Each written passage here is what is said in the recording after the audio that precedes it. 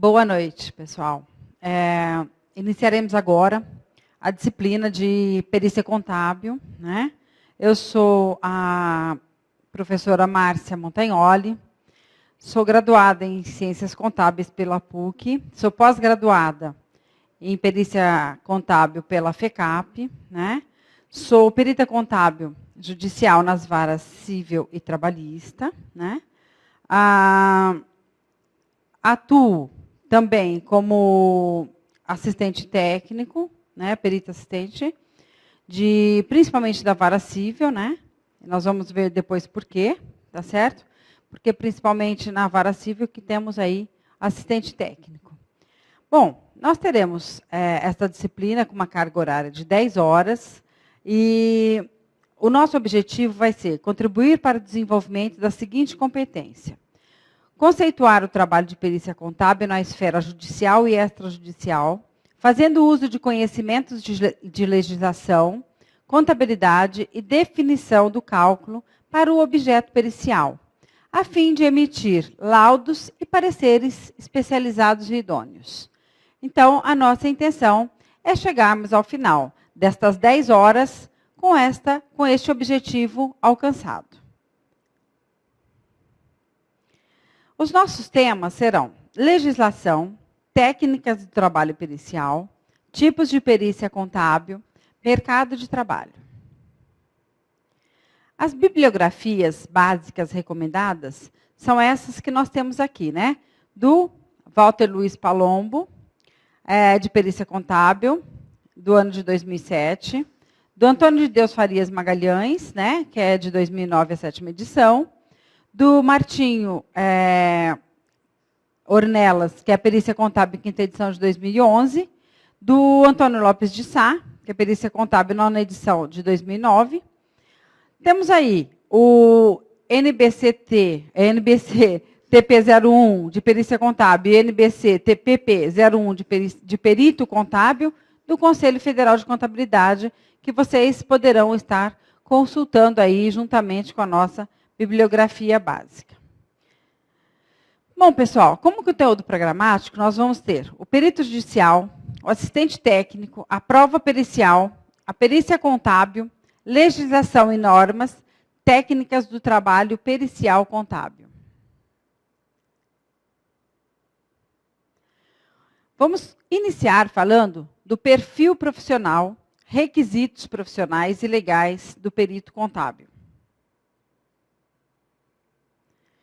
Características do perito. Devem compor o perfil do profissional, de quem atua ou pretende vir a atuar na perícia, a excelência moral, que são a honestidade, moderação, equidade e etc. E a excelência intelectual, a inteligência, o conhecimento e o discernimento. Isso nós temos lá no livro de perícia contábil do Walter Luiz Palombo.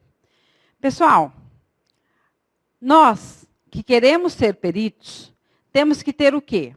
Idoneidade em primeiro lugar, né? Temos que ser imparciais e temos que fazer o nosso trabalho de acordo com todas as normas contábeis do perito. A definição do CPC, o Código de Processo Civil, quanto aos requisitos jurídicos formais dos peritos são: temos lá no artigo 145 do CPC, quando a prova do fato depender de conhecimento técnico ou científico, o juiz será assistido por perito, segundo o disposto no artigo 421.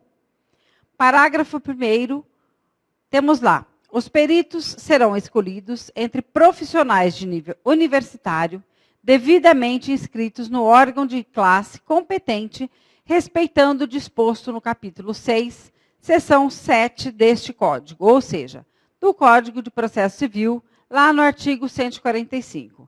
Então, gente, todas as vezes que o juiz houver a necessidade, dentro de um processo, seja ele civil ou trabalhista, o juiz sentir a necessidade de nomear um perito, ele nomeará um perito para as provas e para a feitura, a elaboração do laudo para aquele processo. Parágrafo 2º. Os peritos comprovarão sua especialidade na matéria sobre que deverão opinar, mediante certidão do órgão profissional em que estiverem inscritos. Parágrafo 3º. Nas localidades onde não houver profissionais qualificados que preencham os requisitos dos parágrafos anteriores, a indicação dos peritos será de livre escolha do juiz. O que significa isso? Que o perito ele tem que ter o quê, gente? Conhecimento específico para a elaboração do laudo pericial, né? Seja ele civil ou trabalhista. Temos que ter, então, o conhecimento específico. Sempre que houver a necessidade de uma especialidade, o juiz irá nomear um perito, tá certo? E todo perito ele tem que ter o quê? Registro no seu conselho de classe, que no caso nosso, contador, é o CRC, né? Tem localidades onde não há profissional qualificado para ser perito. Então, neste caso, ele não é necessário que ele seja contador, por exemplo. O juiz vai nomear um perito de sua livre escolha. Por quê, pessoal? Porque, na realidade, o juiz ele precisa de alguém que faça os cálculos, que ele não sabe fazer, né? Então, o que acontece? Está numa cidade onde não tem nenhum especialista, nenhum perito especializado, com conhecimento específico, né? Ele vai nomear alguém de sua confiança e que saiba fazer esse tipo de cálculo. Compromisso do perito judicial. O compromisso do profissional com a realização do trabalho pericial conforme o CPC. Artigo 422, então, do Código de Processo Civil. O perito cumprirá escrupulosamente o encargo que lhe foi cometido, independentemente de termo de compromisso. Bom, a gente já sabe que o perito tem que atuar com o quê, gente? Com imparcialidade, né? Com ética, com conhecimento específico da causa. Caso ele não tenha esse tipo de conjunto de conhecimentos e de especialização, ele não poderia ser perito. Por isso, temos que ter o compromisso de ser profissionais éticos e que sabemos qual é a nossa função, né? Precisamos assinar alguma coisa para isso? Não, não é necessário, né? Temos que ter o compromisso e a ética de trabalhar como peritos que somos e como profissionais éticos que somos. Escusa ou recusa por impedimento e suspeição do perito, que também está lá no Código de Processo Civil, né? Fica no artigo 423. O perito pode excusar-se, conforme o artigo 146, ou ser recusado por impedimento ou suspeição. Artigo 138, inciso 3º. Ao aceitar a escusa ou ao julgar procedente a impugnação, o juiz nomeará novo perito. No artigo 146, o perito tem o dever de cumprir o ofício no prazo que lhe assina a lei, empregando toda a sua diligência e pode, todavia, excusar-se do encargo, alegando motivo legítimo. Parágrafo único. A escusa será apresentada dentro de 5 dias, contados da intimação ou do impedimento superveniente, sob pena de se reputar renunciando o direito de alegá-la. Artigo 423. O que significa tudo isso? Significa que, por exemplo, eu sou nomeada para ser a perita de um processo, né? Bom, eu não posso fazer aquele laudo porque eu não tenho aquele conhecimento técnico para tal. Como eu fui nomeada, como o juiz me nomeou, né?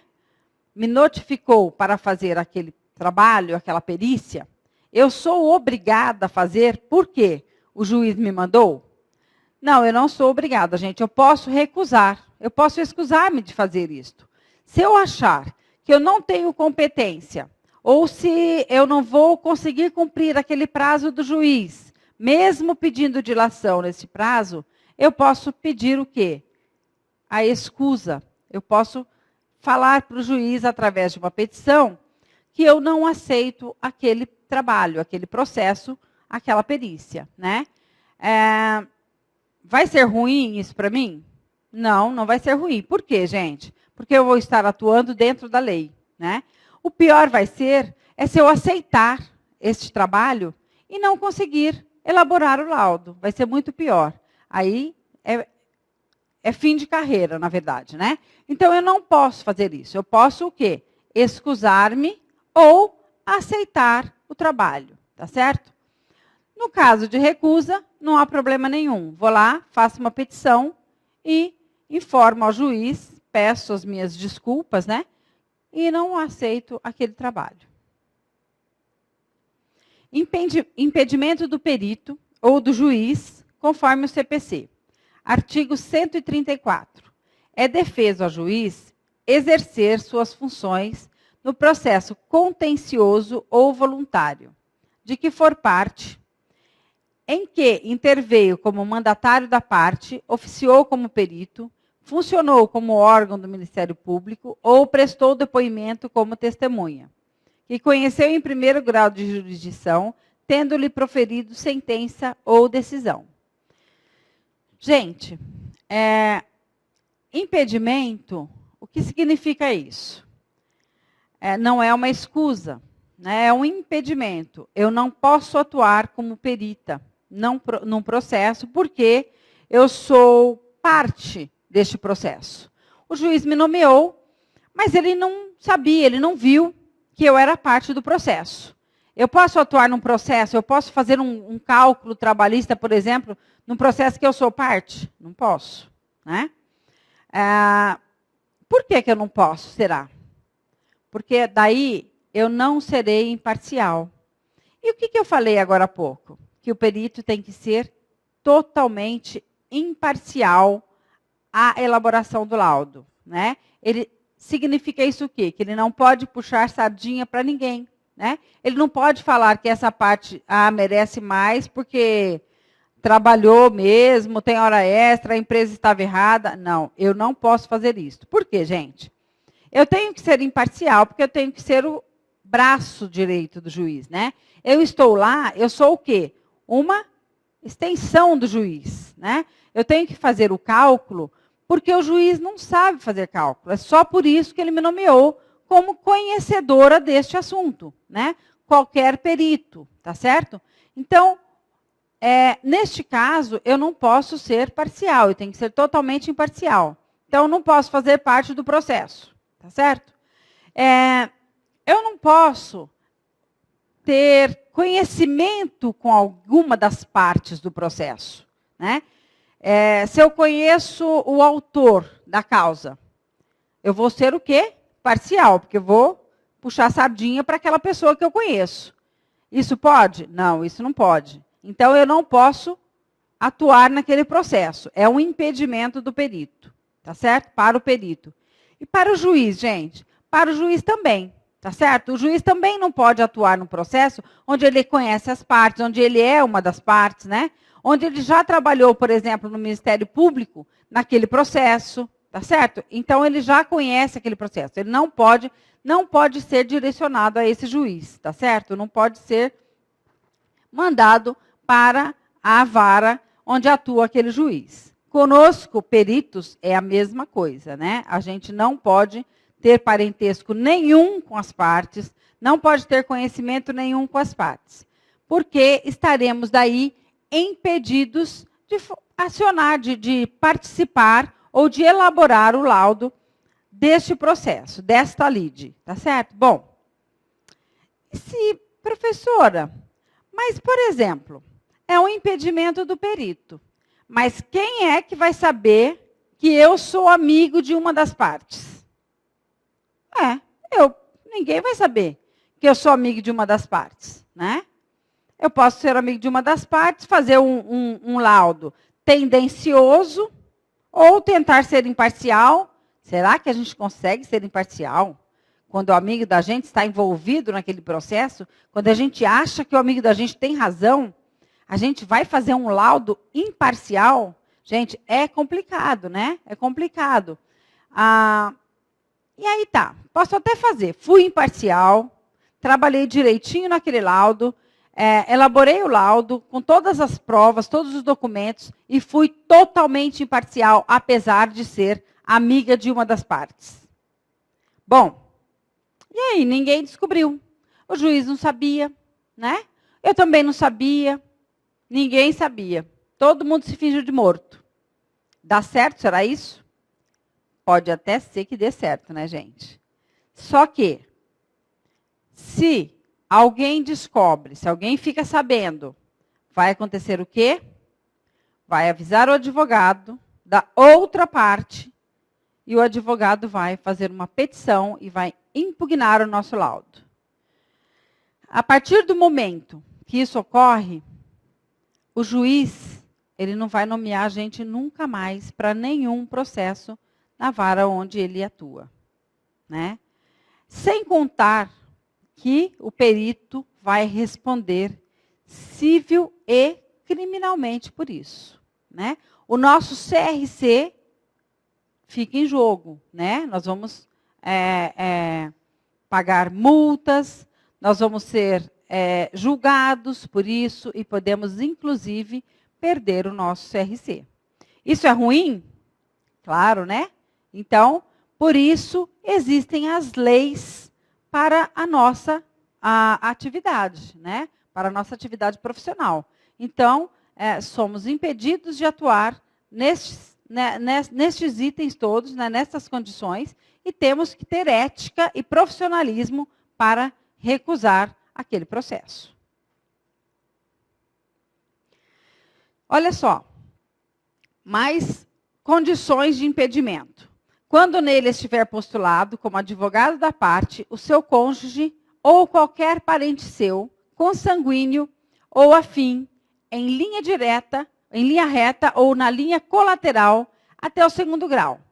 Quando o cônjuge, parente, consanguíneo ou afim de alguma das partes, em linha reta ou na colateral, até o 3º grau.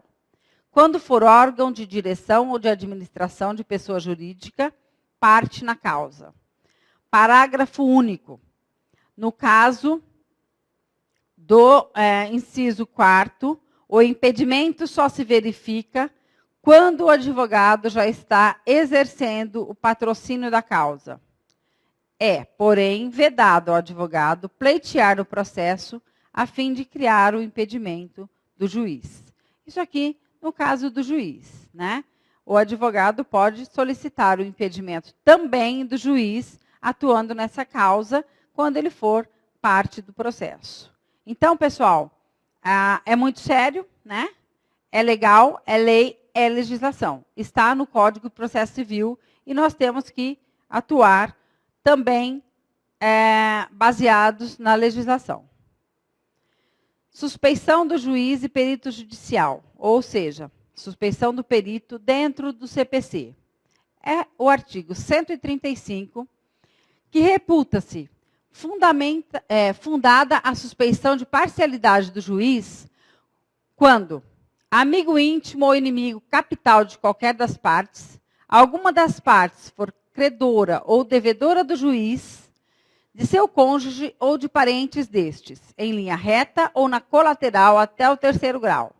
Herdeiro presuntivo, donatário ou empregador de alguma das partes. Receber dádivas antes ou depois de iniciado o processo. Aconselhar alguma das partes acerca do projeto da causa. Ou subministrar meios para atender às despesas do litígio. Interessado no julgamento da causa em favor de uma das partes. E o parágrafo único deste artigo poderá ainda o juiz declarar-se suspeito por motivo íntimo. O juiz ou o perito, ele pode excusar-se, nós já falamos disso, né? Tem que ter o quê, gente? Uma justificativa, inclusive por motivo íntimo, mesmo que eu não queira explicar qual é o motivo, eu posso colocar na petição que é um motivo íntimo e não aceitar aquela causa, tá certo? Aquela perícia. Por quê? Pode causar também, além daquele impedimento que nós acabamos de falar, tem a suspeição do perito. As mesmas condições, gente, dentro do artigo 135, né? Se a gente for o quê? Parte, né, do processo, credor ou devedora, né? Se formos amigo íntimo das partes, não podemos. Parentes até 3º grau, nada disso a gente pode. Porque além do impedimento, temos lá, vai gerar o quê? Uma suspeição. Eu serei o quê? Suspeita de estar sendo parcial. E isso é o que não pode ocorrer dentro do nosso trabalho, dentro da nossa elaboração do laudo, tá certo? Temos que ser o quê, gente? Totalmente imparciais. Vocês vão ver bastante eu falar isso, viu? Durante o curso todo, durante o tempo todo, eu vou falar muito em imparcialidade, muito em ética. Por quê? Porque a perícia é isso, né, gente? Nós temos que ser o quê? Além de ter um trabalho bem feito, um laudo muito claro, né, muito lúcido para o juiz e para as partes, né? Nós temos que ser muito, assim, imparciais e muito éticos. Aplicação dos motivos de impedimento e suspeição do perito. Artigo 138. Aplicam-se também os motivos de impedimento e de suspeição ao perito, ao órgão do Ministério Público quando não for parte, e sendo parte nos casos previstos nos incisos de 1 a 4 do artigo 135. Ao superventuário de justiça, ao perito e ao intérprete. Então, a todos esses profissionais, aplica-se o impedimento e suspeição de acordo com o artigo 138 do CPC, né? E aqui estamos nós, olha lá. Ó, aqui estamos nós, no item 3, ao perito, né? Então, nós não podemos também burlar, ou seja, infringir o artigo 138 do CPC. Parágrafo 1º deste artigo. A parte interessada deverá arguir o impedimento ou a suspeição em petição fundamentada e devidamente instruída. Na primeira oportunidade em que lhe couber falar nos autos, o juiz mandará processar o incidente em separado e sem suspeição da causa, ouvindo o arguido no prazo de 5 dias, facultando a prova quando necessária e julgando o pedido. Parágrafo 2º. Nos tribunais, caberá ao relator processar e julgar o incidente. Então, olha só, gente. A parte interessada, ou seja, a parte ou o advogado da parte que souber, né, ou que for avisado de que nós estamos trabalhando, nós estamos sendo peritos de uma causa onde deveríamos ter excusado ou deveríamos ter recusado por impedimentos, os quais nós acabamos de ver aqui no artigo 135, aqui no artigo 138, ele pode entrar com uma petição pedindo o quê, gente? A suspensão da causa para a perícia, para o perito que foi nomeado pelo juiz, né? E o juiz vai fazer o quê? Vai nos ouvir num prazo de 5 dias, tá certo? E se nós não tivermos prova nenhuma de que aquela petição do advogado não tem fundamento, nós vamos ter que pagar pela não escusa do processo, ok? Aplicação dos motivos de impedimento e suspeição do perito. Artigo 112.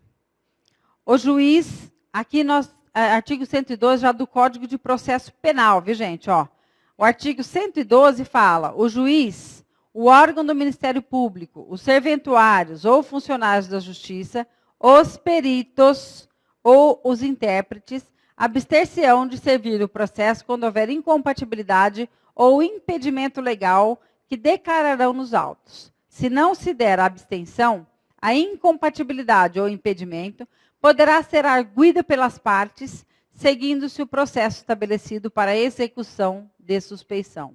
O que significa isso aqui? Acabei de falar, né? Olha só, Código de Processo Penal. Iremos responder o quê, gente?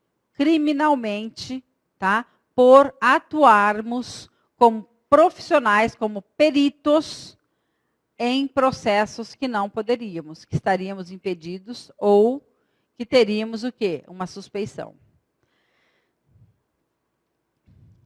O assistente técnico não está sujeito aos motivos de impedimento do perito judicial, como pode ser observado no Código de Processo Civil, no artigo 422. Os assistentes técnicos são de confiança da parte, não sujeitos a impedimento ou suspeição. Quando você é perito, assistente técnico, perito assistente, né? Você não tem isso. Por quê, gente? Porque você já é contratado por uma das partes. Porque você não tem que ser imparcial. Você tem que ser o quê? Totalmente parcial à parte que te contratou, né? Daí sim, a gente é aquele velho puxar a sardinha para alguém, né? Por quê? Eu tenho que puxar a sardinha para quem me contratou, eu tenho que ser parcial, eu tenho que fazer o meu cálculo, claro, de acordo com as normas brasileiras de contabilidade, né, dentro das normas, mas sendo parcial para a parte que me contratou, né? Vendo o que é melhor para o meu cliente, né? Daí eu posso ser parente da parte? Posso ser amiga da parte? Sim, né? Claro, daí muito mais prático a parte contratar um amigo, um parente, tá certo? Para fazer o quê, gente? A parte de assistência técnica, né? A parte de perícia assistente, de perito assistente. Muito mais prático, né? Porque daí eu vou fazer o quê? Eu vou ser parcial. Até por isso, é legal contratar alguém que conhece, que o advogado conhece, né? Que a parte conhece, porque tem certeza de que vai ser o quê, gente? Um cálculo, um parecer, né? Parcial para o lado de quem te contratou, né? E é essa certeza que as pessoas, ou seja, os autores ou a outra parte, né?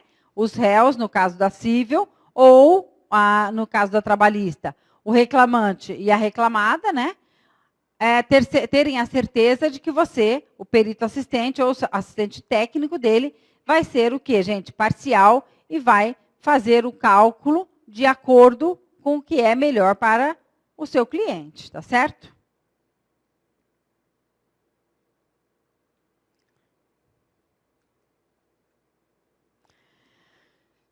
Também o CPC deixa claro que no artigo 124, olha, o perito pode ser substituído quando carecer de conhecimento técnico ou científico. Vamos supor que o juiz nomeou um perito, tá certo? E aí, ele achou depois, ou uma das partes, conhece aquele perito, e através de petição, porque a gente só fala com o juiz através de petição, né, pessoal?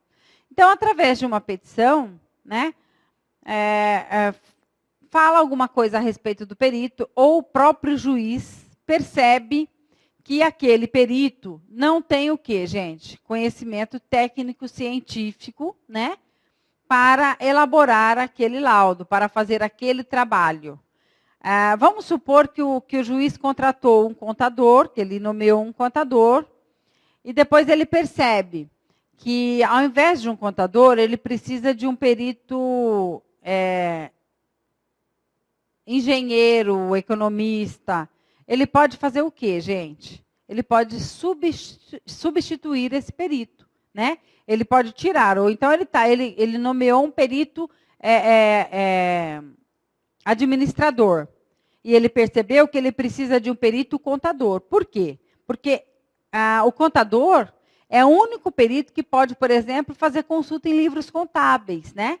E o juiz não tinha percebido que o perito teria que fazer uma diligência, por exemplo, em livros contábeis. E aí o perito administrador, ele não pode fazer essa consulta, né? Ele não pode ter uma prova documental que ele adquiriu num livro contábil. O administrador não pode. O que o juiz faz? O juiz substitui o perito, né? Ele tira aquele perito administrador, né? E nomeia, então, um perito contador, tá certo? Mas isso tudo, né, gente, através de petições, destituindo um perito, nomeando outro, tá certo? Mas o perito pode ser substituído mesmo depois de ter sido nomeado. Órgão de classe competente.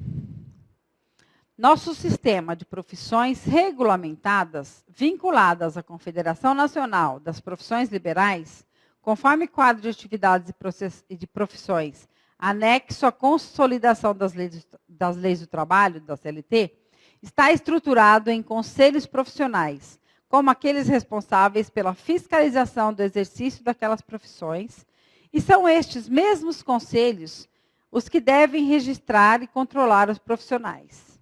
Deste modo, A expressão inscritos no órgão de classe competente refere-se, no caso, ao registro e à submissão à fiscalização do Conselho Regional da Profissão respectiva, órgão este único, capaz de fornecer a certidão que alude ao parágrafo 2º transcrito. Bom, quem falou isso foi lá o Valder Luiz Palombo, no livro dele de Perícia Contábil. Gente, quando se refere a registrado no Conselho de Classe, significa que nós precisamos ter no nosso, na nossa documentação, né, o nosso CRC, por exemplo, tá certo? O perito, para ele atuar como perito contábil, ele tem que estar registrado no Conselho Regional de Contabilidade, ele precisa ter o CRC. Sem o CRC, ele não pode, né? Mesmo porque todo perito tem que estar registrado num órgão de classe, que no nosso caso é o CRC. O CRC é quem vai fiscalizar o nosso trabalho, o trabalho do perito.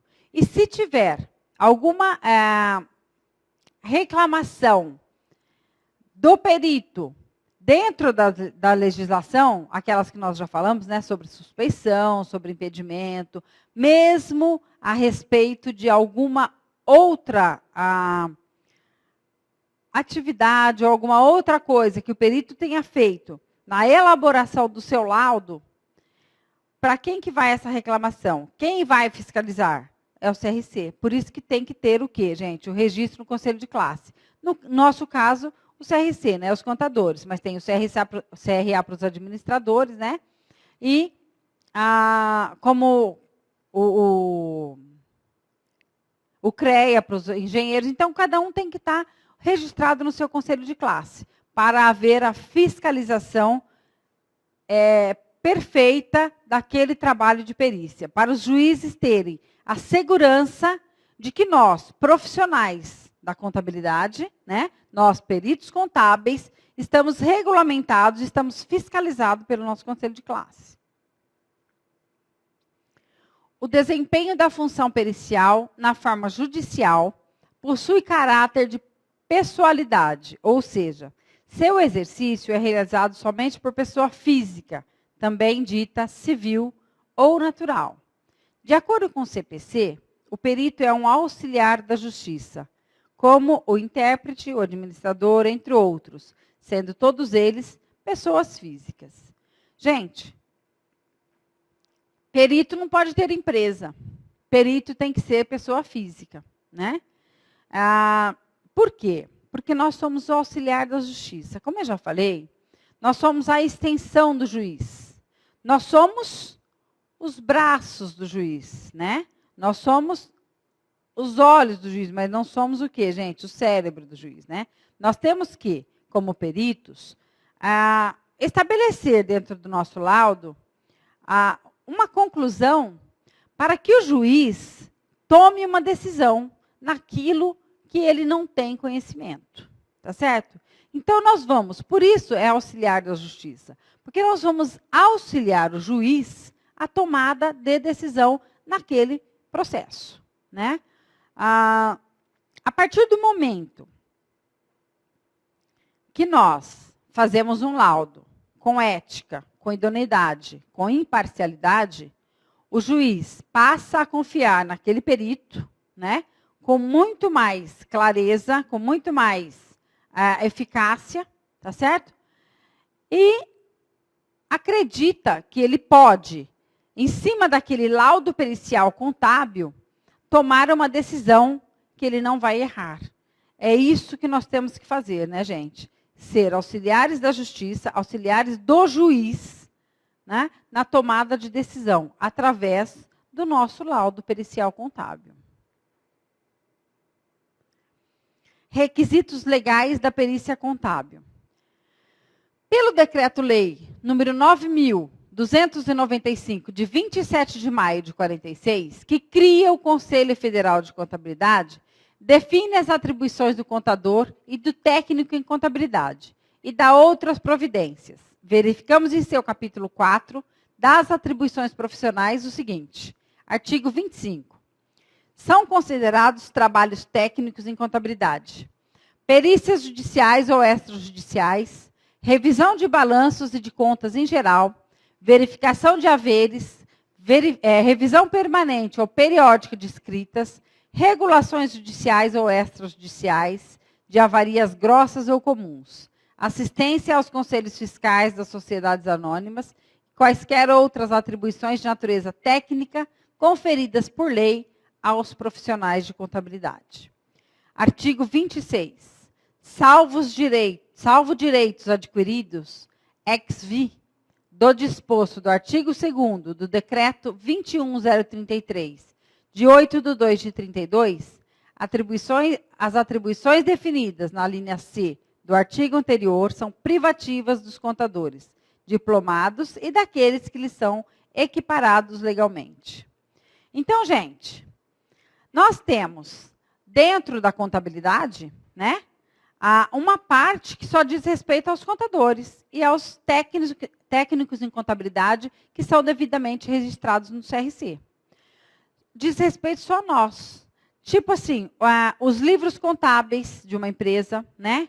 Toda a parte de contabilidade, só nós, contadores, podemos entender e trabalhar num laudo pericial, por exemplo, contábil, em cima desses livros. Nenhum outro profissional pode consultar aqueles livros, como eu já disse agora há pouco.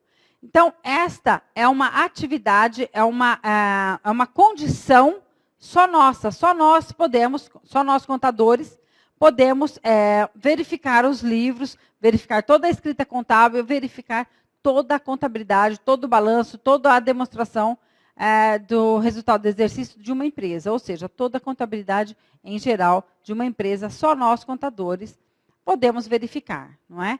Não podemos abrir mão disso, mesmo porque o Conselho de Contabilidade está lá para nos dar respaldo em relação a isso. Então, tem algumas atividades que só dizem respeito a nós, contadores, né? No nosso caso, de perícia, só os contadores, só os bacharelados em contabilidade é que podem atuar como perito contábil, né? Os técnicos não podem. Só nós, bacharelados em contabilidade, que podemos assinar perícia contábil. Continuando aí, os requisitos legais da perícia, confirmando o posicionamento do Decreto-Lei 9.295 de 46, em 14 de janeiro de 48, o Decreto-Lei número 24.337 estabeleceu o quê? Artigo 2º. As perícias ou exames nos livros de escrituração e documentos de contabilidade dos contribuintes do imposto de renda ou quaisquer perícias contábeis, no interesse da Fazenda Nacional, só poderão ser realizados por funcionários da carreira de contador, dos quadros do Ministério da Fazenda, legalmente habilitados para exercício da profissão de contabilista, nos termos do Decreto-Lei 9.295, de 27 de maio de 46. Parágrafo único. Esses trabalhos técnicos poderão também, por conveniência do serviço, serem realizados por funcionários de outras carreiras do mesmo Ministério, desde que sejam contadores e satisfaçam a condição de que alude o final deste artigo. Então, como eu acabei de falar para vocês, né, mesmo dentro dos órgãos públicos, tudo que é contábil, só o contador pode verificar, pode analisar e pode dar algum parecer e fazer algum laudo a respeito daquele assunto. Só os peritos, ou só os contadores, desculpa. Só os contadores. Então, se não for contador, não pode fazer nenhuma análise relativa à contabilidade de alguma empresa, sequer pública ou privada.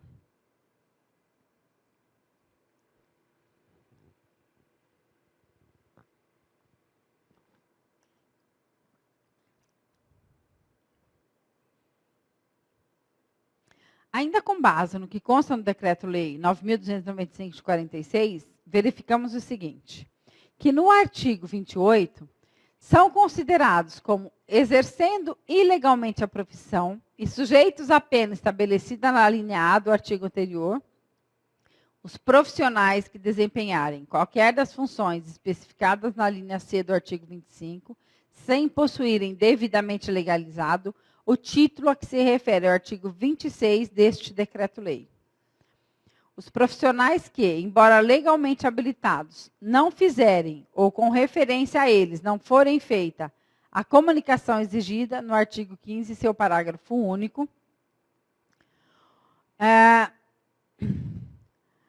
então aqui, olha, continuando aquilo que nós acabamos de falar, né, são considerados, exercendo ilegalmente a profissão, qualquer pessoa que não tenha registro no Conselho Regional de Classe.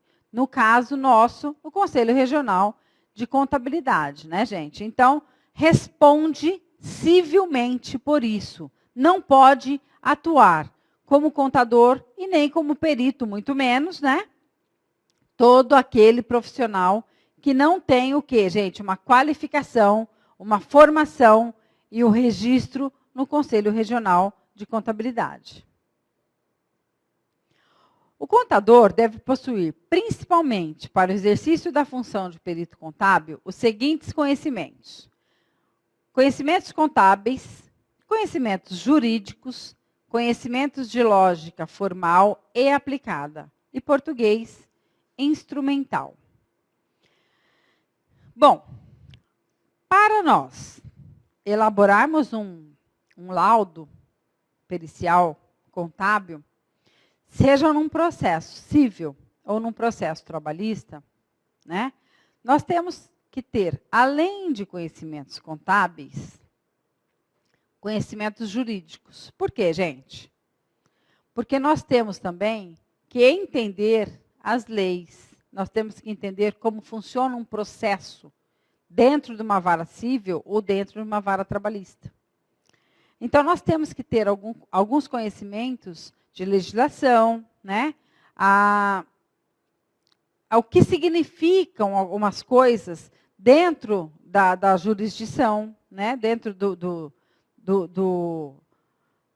palavreado jurídico, digamos assim, né? Então, nós temos que conhecer, nós temos que pegar um processo e analisar aquele processo antes de elaborar um laudo, antes de começarmos a fazer o quê? Um planejamento para a elaboração daquele laudo, né?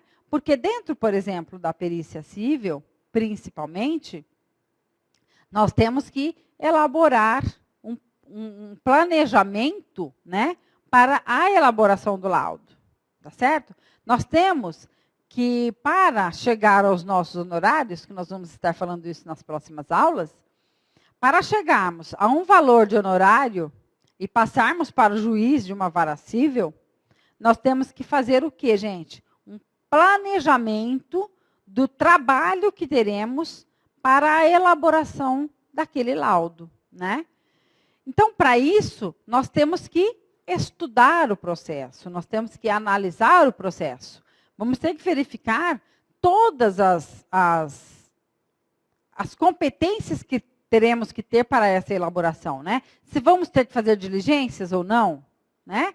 Se tivermos que fazer uma diligência em um outro estado, numa outra cidade, tudo isso vai o quê, gente? Entrar no planejamento para a composição dos nossos honorários.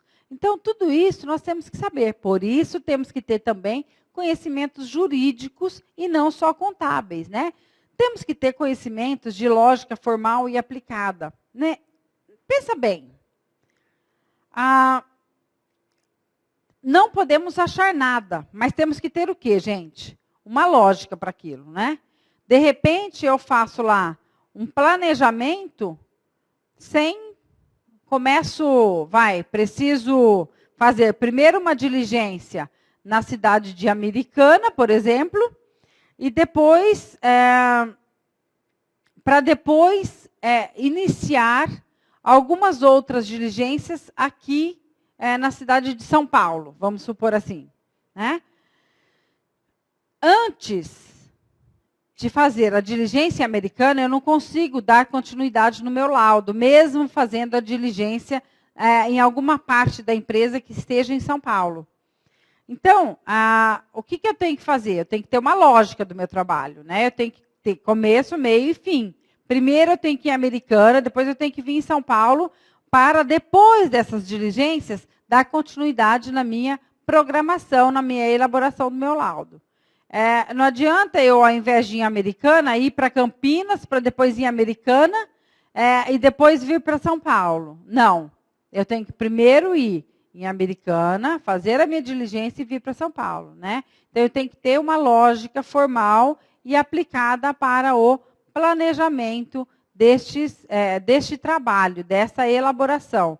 Então, tem que ter uma lógica a respeito daquilo do meu trabalho, daquilo que eu vou fazer. Então, tem que ter lá uma lógica formal e aplicada à elaboração deste laudo. Então, eu tenho que ter também, gente, um português instrumental. O que significa isso? Português instrumental. Que eu preciso falar difícil, né? Fazer um laudo todo rebuscado. Não, eu não tenho que fazer isso, um laudo todo rebuscado. Porque eu tenho que fazer um laudo que qualquer leigo leia este laudo e entenda. Por quê, gente? Porque, na realidade, se eu falar só termo técnico, até o juiz pode não entender, né? Então, eu tenho que ter um português instrumental que tem uma parte técnica, né? E tem uma parte o quê? Que seja formal, relativamente formal, né? Para falar com o juiz. Eu não posso chegar lá e colocar assim, ô cara, né? O juiz, eu vou chamar o juiz de cara? Não, vou chamar o juiz de meritíssimo. Isso é o quê? É um português instrumental, que eu vou estar falando com o juiz de acordo com a posição que ele ocupa, né? Então, eu tenho que ter um conhecimento também desse português instrumental. Porque daí eu vou elaborar o meu laudo, tá certo? E vou elaborar o meu laudo de forma adequada para apresentá-lo ao juiz, para que as partes vejam este laudo e entendam o que está escrito lá, né? Sem tantos termos técnicos, mas também sem nenhuma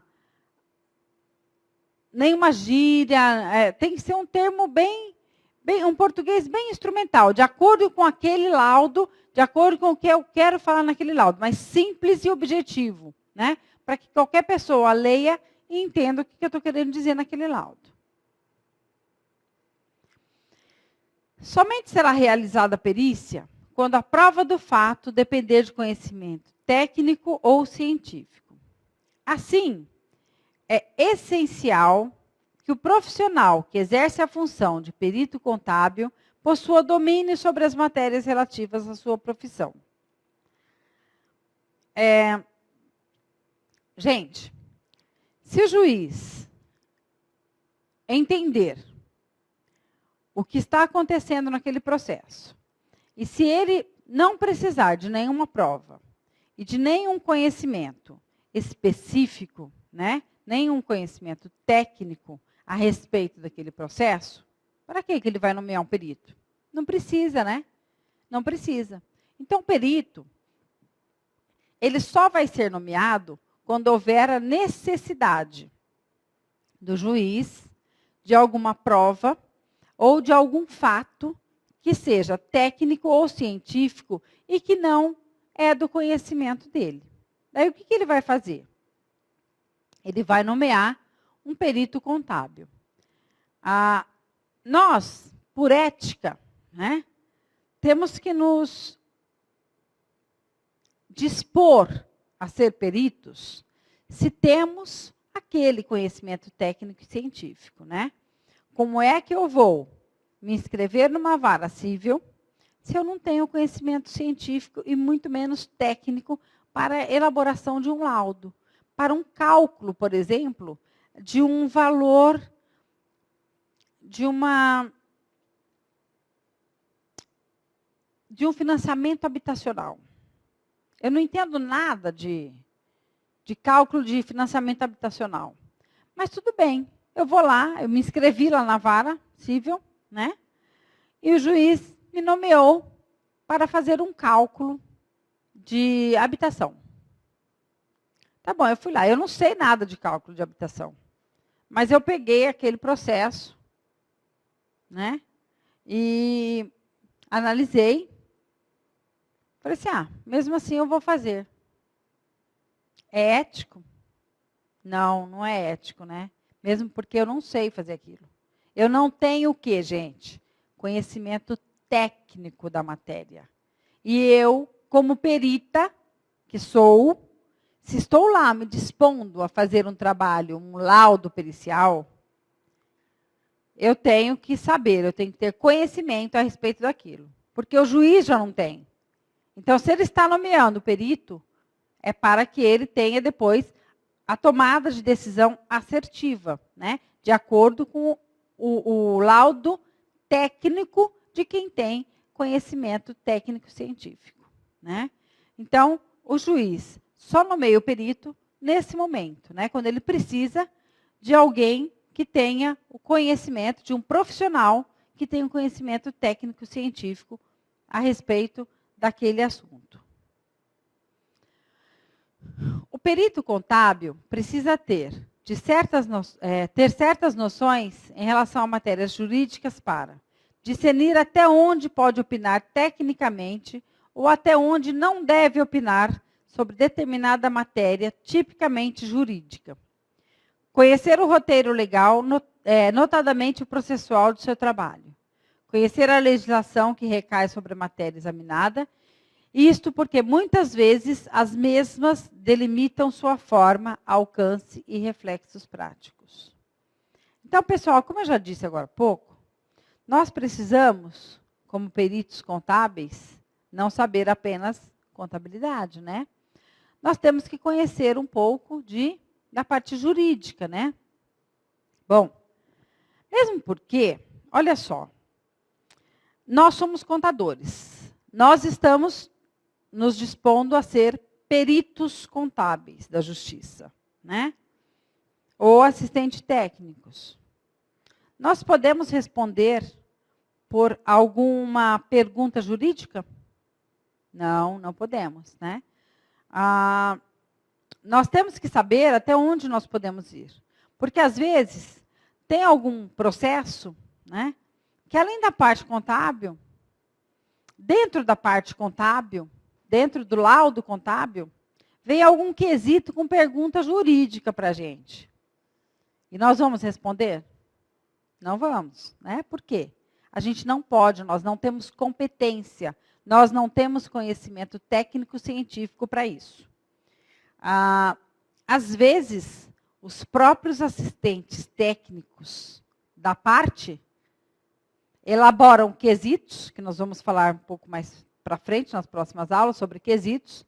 Eles elaboram quesitos, né, que fazem parte da elaboração do nosso laudo, as respostas aos quesitos das partes. Eles fazem algumas perguntas jurídicas, de propósito. E a gente não pode responder. Por quê? Apesar de sermos auxiliares da justiça, né, nós não somos advogados, nós somos contadores. Então, a gente não pode responder nada relacionado à lei. Quando vem alguma coisa relacionada à lei para a gente responder, nós não podemos. Nós temos que colocar que aquela pergunta, a resposta é prejudicada. Gente, eu falei, mas professora, você acabou de falar que a gente tem que ter conhecimento jurídico, agora você fala que a gente não pode responder nada que é jurídico? Então, aí que está a diferença. Eu falei que nós temos que ter conhecimentos jurídicos, né, para sabermos do que se trata aquele processo, para ter conhecimento do processo, né, para saber o que diz respeito àquele processo, o que significa o que o juiz ou o que os advogados estão querendo nos dizer naquele processo. Para isso, nós precisamos, sim, saber da parte jurídica. Mas não podemos atuar como advogados, né? Temos que conhecer, mas atuar como contadores que somos. Não somos advogados. Então, não podemos dar nenhuma resposta jurídica, tá certo? Então, não podemos opinar sobre determinada matéria tipicamente jurídica. É isso que está escrito aqui, tá certo? Então, olha lá. Discernir até onde pode opinar tecnicamente ou até onde não deve opinar sobre determinada matéria tipicamente jurídica. Opinar sobre matéria tecnicamente jurídica, nunca. Não temos que opinar sobre matéria jurídica, gente, porque não temos esta competência, não temos este conhecimento técnico-científico para tal. Conhecimentos de lógica formal e aplicada. Olha lá, não basta o conhecimento técnico específico para o perito contábil realizar seu trabalho. A visão crítica e raciocínio lógico auxiliam o profissional a não cometer equívocos, planejar e executar tarefas de maneira mais eficiente, obtendo o melhor resultado final.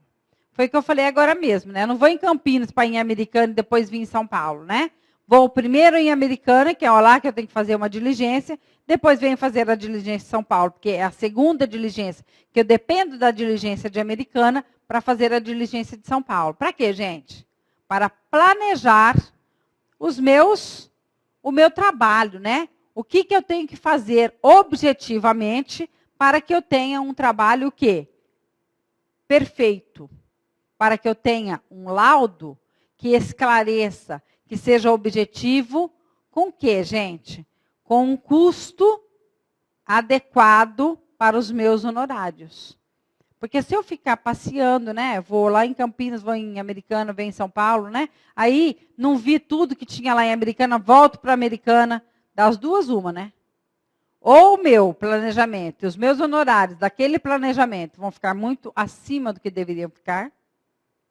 Ou, pela minha falta de planejamento, pela minha falta de lógica dentro daquele planejamento, eu vou trabalhar e gastar mais do que eu poderia ter colocado nos meus honorários, né? Além, né, gente, de perda de tempo, né, de ocupar um prazo muito maior para a execução do meu laudo, né? E tempo é dinheiro, né? Então a elaboração do laudo tem que ser o mais eficaz possível, né? Com o maior aproveitamento do tempo para a execução deste laudo. Português instrumental.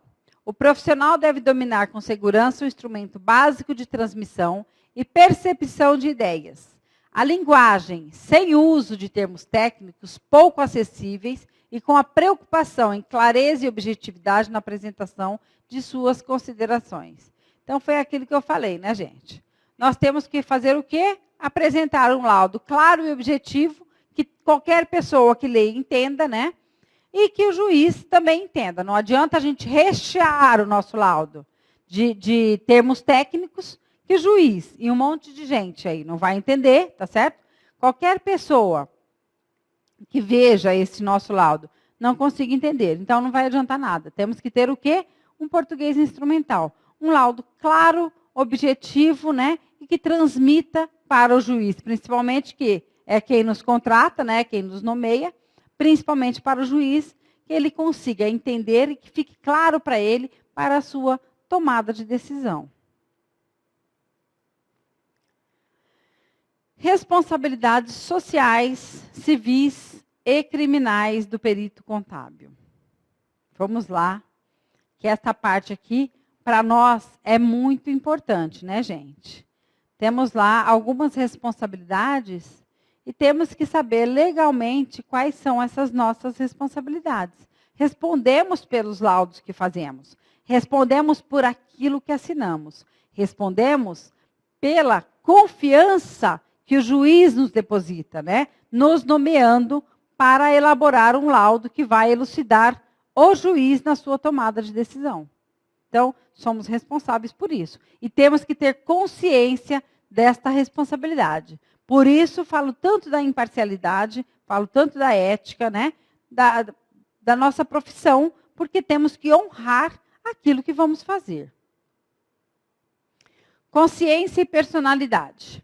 Daquele que executa ou pretende executar perícias é exigível, e mesmo desejável, que se conscientize da necessidade de introjetar e agregar à sua personalidade virtudes em grau que lhe empreste autoridade moral, natural para o acatamento de seu trabalho. É preciso ser ético, atender às regras, formalizadas ou não, como uma atitude natural, intrínseca ao próprio ser, que só quem é conscientizado pode ter. Este foi o comentário, ou seja, é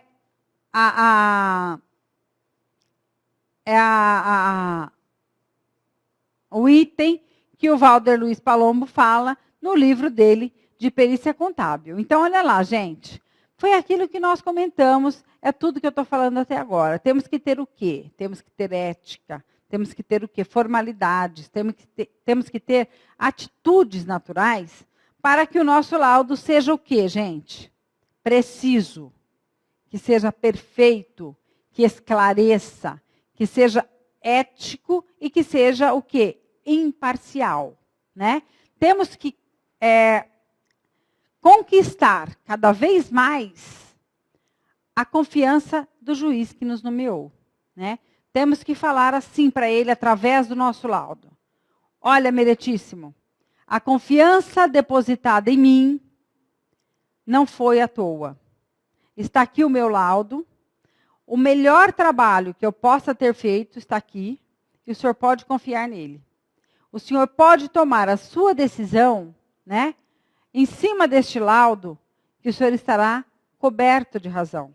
Tá certo? Que eu fiz esse cálculo para o senhor tomar a melhor decisão possível que o senhor definiu em relação a este processo. Baseado, gente, no nosso laudo. É uma responsabilidade muito grande, né? É uma responsabilidade muito grande. Sabe por quê? Porque, na realidade, o perito, tá, na sua atividade pericial, ele está decidindo vida de pessoas, na verdade, né? Vamos supor, nós, peritos trabalhistas, estamos lá elaborando um laudo num processo trabalhista. É de acordo com a sentença do juiz, né? Nós vamos fazer o nosso laudo em cima da sentença, nem mais, nem menos, aquilo. Exatamente aquilo. Temos que ser o quê? Quadradinhos em cima da sentença que o juiz prolatou, né? Então, temos que trabalhar em cima daquilo que o juiz decidiu, que o juiz mandou a gente calcular. Então, temos lá que calcular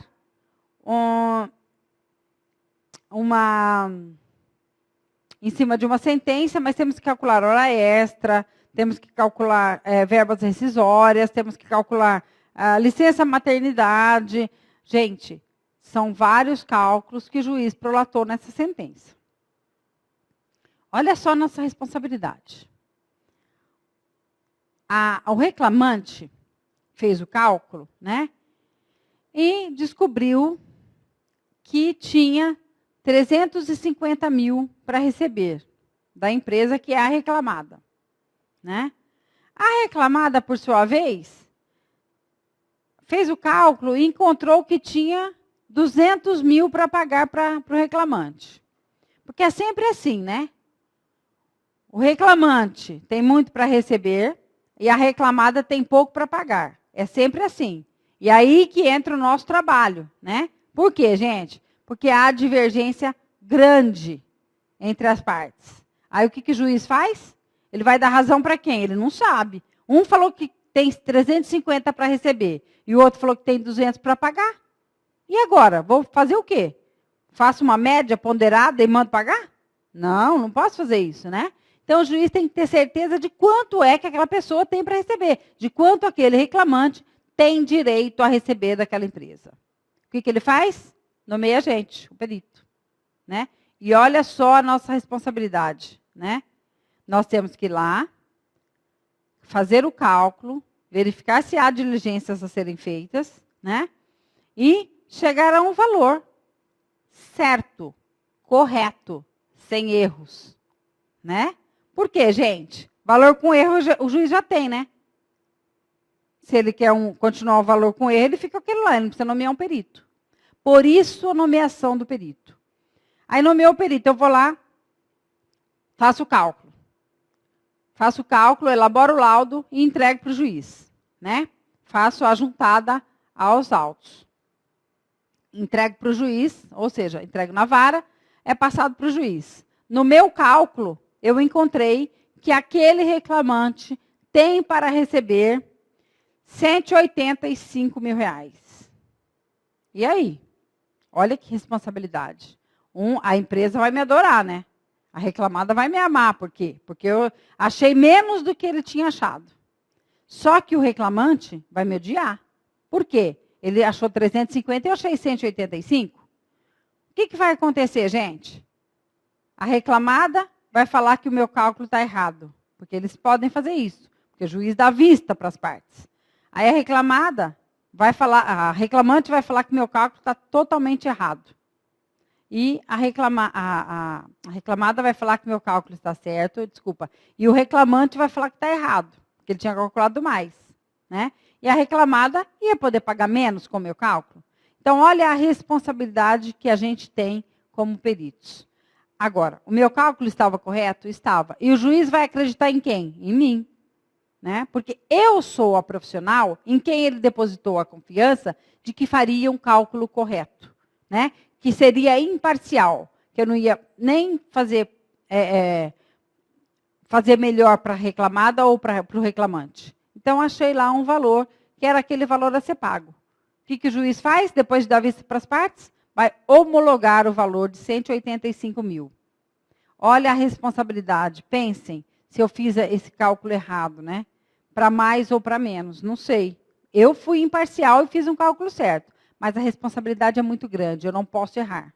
A gente não pode errar. Perito não tem chance de erro. Né? Claro, todo mundo tem, gente, não é assim também. Temos como consertar? Sim, temos como consertar. Mas quanto menos a gente errar, mais a gente ganha a confiança do juiz. Né? Então, por isso nós temos que ter consciência daquilo que nós estamos fazendo. Por isso que nós temos que ter a certeza do nosso conhecimento técnico e científico para tal, para tal cálculo, né? Para tal atividade que vamos assumir. Né? Então, precisamos ter plena consciência daquilo que estamos fazendo. Olha lá. Consciência ética. Dentro da consciência ética, olha, são todos esses itens. Não aceitar o aparentemente verdadeiro, não opinar por aproximações, nunca utilizar a presunção, não ter preconceitos em relação ao objeto periciado, observar criteriosamente todas as condições do exame, exercer a autocrítica, não utilizar pré-julgamentos e dar a devida distância ao objeto periciado para não se confundir com o mesmo. Gente, eu tenho que ser imparcial e ético, né? Foi o que eu disse. Então, o que eu não posso fazer? Eu não posso aceitar aquilo que eu acho que é verdadeiro, que parece ser. Né? Tem aquela coisa que fala, né? É igual Denorex, parece, mas não é. Não é assim? Então, eu não posso achar que parece. Não. Eu tenho que constatar. Né? Eu tenho que ter o quê, gente? Um laudo que seja verdadeiro. Que qualquer pessoa que olhe para aquele laudo não tenha que fazer nenhuma impugnação em cima dele. Né? Olha só, senhor juiz, o seu perito se confundiu neste item. Pode se confundir? Pode, porque somos humanos, né? Mas eu não posso achar que era de verdade se não era. Então, eu não posso achar, gente. Em perícia, em laudo, não tem achismo. Eu não posso achar nada. Eu tenho que constatar o que é verdadeiro. E isso faz parte da minha ética profissional. Né? Eu não posso ouvir a opinião de ninguém. Eu tenho que constatar. Eu posso até ouvir o que os outros têm a me dizer. Sim, claro que eu posso. Né? Mas eu tenho que constatar se aquilo é verdadeiro ou não, se eu posso usar como prova ou não para colocar na elaboração do meu laudo, para colocar no meu laudo pericial.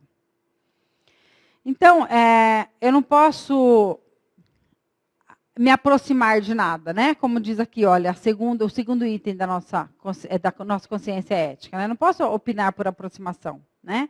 Eu não posso me aproximar de nada. Então, gente, tudo que eu for colocar no meu laudo, eu tenho que ter o quê? Consciência, eu tenho que ter ética, eu tenho que ter profissionalismo, eu tenho que ter imparcialidade para ter certeza que o que eu estou colocando no meu laudo, eu tenho prova daquilo. Aquilo é o quê, gente? É a verdade, certo? Eu tenho que ter provas documentais ou não, né? Pode ser prova o quê, gente? Pode ser uma prova por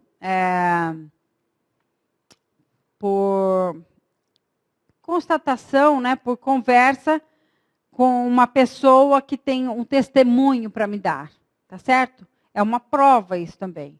Então, isso também eu posso colocar no meu laudo. É claro que eu tenho que ter a ética de ouvir o quê, gente? Uma testemunha, por exemplo, em juízo, né? Em juízo, a testemunha tem que ouvir no juízo para poder fazer parte do meu laudo, tá certo? Porque senão vai ser o quê? Apenas uma opinião. Não vai ser um testemunho, tá certo?